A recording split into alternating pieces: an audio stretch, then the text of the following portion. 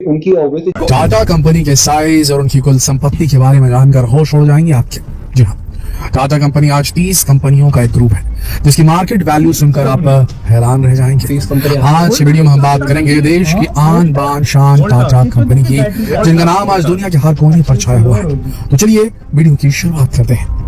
टाटा हमारे देश की एक बहुत ही बड़ी और फेमस मल्टीनेशनल कंपनी है जो कि आज दुनिया के 100 से अधिक देशों में फैली हुई है।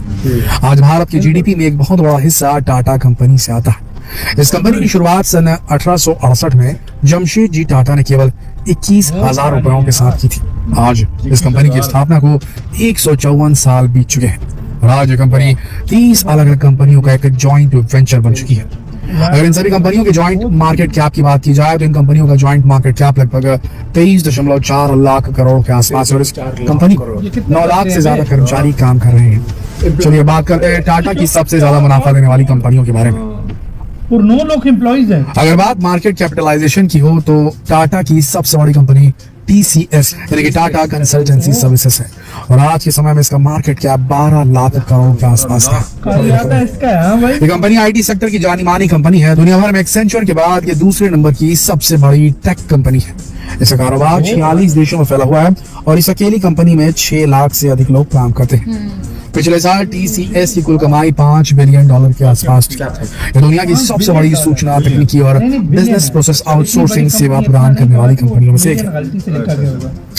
TCS आज दुनिया में कई बड़े प्रोजेक्ट्स को हैंडल कर रही है। भारत में भी कई सरकारी और गैर सरकारी प्रोजेक्ट इसके अंडर चल रहे हैं। इनमें से एक है इंडियन पासपोर्ट सिस्टम। आपको याद होगा कि कुछ साल पहले तक पासपोर्ट बनवाना एक टेढ़ी खीर हुआ करता था। कई महीनों तक धक्के खाने के बाद भी पासपोर्ट नहीं बन पाता था, लेकिन बाद में TCS ने इस काम को अपने हाथों में लिया और इसके डिजिटलाइजेशन के बाद आज आपको पासपोर्ट के लिए चक्कर नहीं लगाने पड़ते। आप घर पर रहकर ऑनलाइन पासपोर्ट के लिए अप्लाई कर सकते हैं और अब ये प्रोसेस काफी आसान हो गई है। अब बात करते हैं टाटा ग्रुप की दूसरी सबसे बड़ी कंपनी यानी कि टाटा मोटर्स। आज सड़क पर दौड़ती हर दूसरी गाड़ी आपको टाटा कंपनी की दिखाई देगी। टाटा कंपनी ट्रक से लेकर SUV हर तरह की गाड़ियां बनाती है। इस कंपनी की शुरुआत सन 1945 में की गई थी। आज ये कंपनी 125 से भी अधिक देशों में एक जाना माना नाम बन चुकी है। इस कंपनी में लगभग 80,000 से अधिक वर्कर काम कर रहे हैं। टाटा मोटर्स आज $34 बिलियन से ज्यादा की कंपनी है। टाटा मोटर्स ने 2 जून 2008 में फोर्ड से 2 लग्जरी कार ब्रांड्स जैगवार और लैंड रोवर को खरीदकर लग्जरी कार सेगमेंट में अपने कदम और मजबूत कर साथ ही पूरी दुनिया में भारत का नाम भी रोशन किया। अब बात करते हैं टाटा की दूसरी कंपनियों के बारे में। इन कंपनियों में सबसे पहला नाम आता है टाटा स्टील का। इससे पहले टिस्को के नाम से जाना जाता था। इसकी स्थापना सन 1907 में भारत के पहले लोहा व इस्पात कारखाने के तौर पर जमशेदपुर में हुई थी और इसी जगह को आज टाटा सिटी भी कहा जाता है। ये कंपनी काफी किफायती दामों पर स्टील का निर्माण करती है और उसे कई देशों में सप्लाई भी किया जाता है। जनवरी 2007 का महीना टाटा ग्रुप के लिए काफी खास था क्योंकि इस साल टाटा स्टील ने यूनाइटेड किंगडम में स्थित कोरस ग्रुप की सफल बोली लगाकर उसे हासिल किया। कोरस ग्रुप दुनिया की सबसे बड़ी लोहा व इस्पात निर्माण कंपनी है। टाटा की एक और बड़ी कंपनी है टाइटन। जी हाँ, वही कंपनी जिसकी घड़ियां आज भी शादी में दूल्हा दुल्हन को दिया जाने वाला पहला गिफ्ट होती है। ये कंपनी आज घड़ियों के साथ चश्मे और कई दूसरे प्रोडक्ट भी बना रही है और इस समय टाटा की सबसे ज्यादा मुनाफा कमाने वाली कंपनियों में ये दूसरे नंबर पर है। अब बात करते हैं टाटा कंज्यूमर प्रोडक्ट्स की। इस कंपनी के अंतर्गत टाटा कई प्रोडक्ट्स बनाती है। इनमें कुछ खास है टाटा नमक, टाटा चाय, वोल्टास, क्रोमा और टाटा स्टारबक्स कॉफी। दोस्तों जब बात टाटा की हो तो होटल ताज का नाम तो आना बनता ही है। इसके अलावा टाटा के पास कई और लग्जरी होटल चेन भी है। इस तरह टूरिज्म इंडस्ट्री पर काफी हद तक टाटा का कब्जा जमा हुआ है और इतना ही जब बात ट्रैवल की आए तो वहाँ भी टाटा का ही बोलबाला है। एयर एशिया, विस्तारा और अब तो एयर इंडिया भी टाटा के पास हो गई है। वैसे आपकी जानकारी के बता दें कि टाटा एयरलाइंस की शुरुआत सन 1932 में हुई थी। सन 1946 में इसका नाम बदलकर एयर इंडिया कर दिया गया। उसके बाद साल 1954 में सरकार ने टाटा से एयर इंडिया को खरीदकर उसका राष्ट्रीयकरण कर दिया। लेकिन 77 सालों के बाद जब एयर इंडिया पर संकट के बादल छाए तो टाटा ने इसे वापस खरीद लिया। अब बात करते हैं इंफ्रास्ट्रक्चर सेक्टर की और यहाँ भी टाटा का काफी नाम चलता है। टाटा ने इंफ्रास्ट्रक्चर सेक्टर में काफी इन्वेस्टमेंट किया हुआ है। Tata projects, Tata housing, Tata realty जैसी कई बड़ी कंपनियां आज इंफ्रास्ट्रक्चर के फील्ड में काफी अच्छा काम कर रही है। टाटा पावर ने आज दुनिया के कई देशों में अपने पावर प्लांट बनाए हुए। इसमें दक्षिण अफ्रीका के जाम्बिया में बना 120 मेगावाट का हाइड्रो पावर प्लांट सबसे इम्पोर्टेंट है।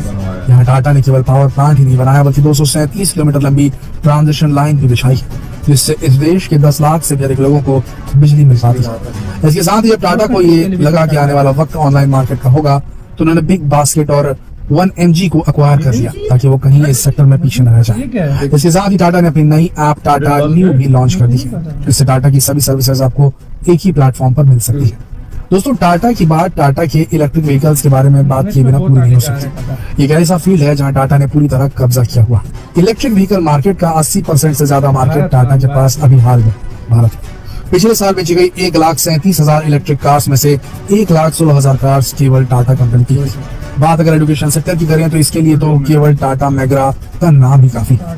इसके साथ ही अनेक सरकारी संस्थानों व कंपनियों की शुरुआत टाटा द्वारा ही की गई, जैसे Indian institute of sciences, Tata institute of fundamental research, Tata institute of social sciences और टाटा एनर्जी रिसर्च इंस्टीट्यूट। इन सभी के अलावा Tata finance, Tata aerospace, defence, telecom और ट्रेडिंग और इन्वेस्टमेंट जैसे सेक्टर में भी अपनी धाक जमाए हुए है टाटा।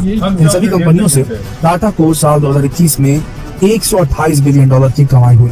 दोस्तों, आपको जानकर हैरानी होगी कि देश की इतनी बड़ी कंपनी होने के बावजूद भी इसकी कमाई का 60% से ज्यादा हिस्सा दूसरे देशों से आता है। और इसका सबसे बड़ा कारण यह है कि टाटा की सभी बड़ी कंपनियां अपना ज्यादातर बिजनेस देश से बाहर करती है। जैसे कि TCS में जो जितनी भी कुल कमाई होती है TCS की, उसमें भी भारत से आने वाला जो फंड है, जो कमाई होती है भारत से, वहां पे 5% से 6% की होती है। बाकी 95% जो मुनाफा TCS कमाती है वो दूसरे देशों से कमाती है। दोस्तों, टाटा आज पूरी दुनिया में अपनी धाक जमा चुकी है और इसका सबसे बड़ा क्रेडिट अगर किसी को जाता है तो वो है रतन टाटा को। रतन टाटा ने केवल 9 साल में दुनिया की 36 बड़ी बड़ी कंपनियों को एक्वायर कर लिया था और ऐसा करके उन्होंने पूरी दुनिया में साबित भी कर दिया कि भारत की कंपनियां किसी लिहाज से भी विदेशी कंपनियों से कम नहीं। रतन टाटा पिछले 50 सालों से टाटा समूह से जुड़े हुए हैं।